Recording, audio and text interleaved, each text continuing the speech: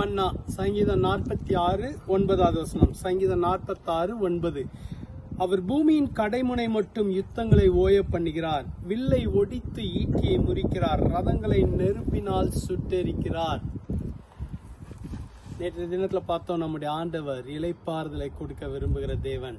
இந்த வசனம் சொல்கிறது, யுத்தங்களை ஓய பண்ணுகிறார், ஈட்டியை முறிக்கிறார், வில்லை முறிக்கிறார், ஈட்டியை அவர் முறிக்கிறார், ரதங்களை நெருப்பினால் சுட்டெரிக்கிறார்.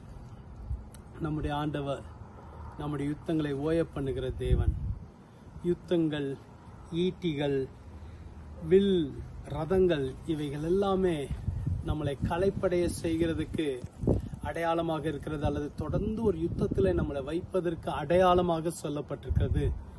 ஆனால் இப்படிப்பட்ட காரியங்கள் எல்லாவற்றையும் அவர் முறியடிக்கிறார் என்று வேதம் சொல்கிறது. வில்லை ஒடித்து ஈட்டியை முறிக்கிறார், ரதங்களை சுட்டெரிக்கிறார். யுத்தங்களை ஓய பண்ணுகிற தேவன் உங்கள் வாழ்க்கையில யுத்தங்கள் எல்லாவற்றையும் ஓய பண்ணுவார். உங்களை காயப்படுத்துகிற காரியங்கள் எல்லாவற்றிலிருந்து உங்களை விடுவிப்பார். ஒருவேளை சில காயங்களிலூடாய் நீங்கள் கடந்து போய் கொண்டிருக்கலாம். உள்ளத்தின் ஆழத்துல தொடர்ந்து காயப்பட்டு கொண்டே இருக்கலாம். ஆனால் கர்த்தர் யுத்தங்களை ஓய பண்ணி உங்களுக்கு இளைப்பாறுதலை கொடுக்க விரும்புகிறார். கர்த்தர் காயங்களை ஆற்ற விரும்புகிறார். ஏனென்றால் அவர் உங்களோடு இருக்கிறார். அவர் உங்களுக்கு நல்ல மேய்ப்பனாக இருக்கிறார். உங்களுக்கு இளைப்பாறுதலை கொடுக்க விரும்புகிறார். அவர் யுத்தங்களை ஓய பண்ணுவார். ஜெபிக்கலாமா? எங்களை அதிகமா நேசிக்கிற எங்கள் நல்ல ஆண்டவரே, எங்களுடைய யுத்தங்களை ஓய பண்ணுகிற தேவனாய் இருக்கிறக்காக ஸ்தோத்திரம்.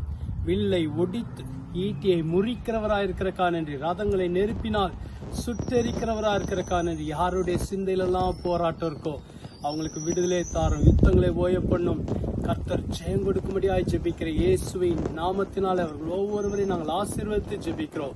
கர்த்தர் நீர் பலப்படுத்துவீராக. இந்த நாள் அவங்களுக்கு ஒரு வெற்றியின் நாளாய், ஒரு இளைப்பாறுதலை தருகிற நாளாய் இருக்கட்டும். ஆசீர்வதியும், வழி நடத்தும், பலப்படுத்தும்.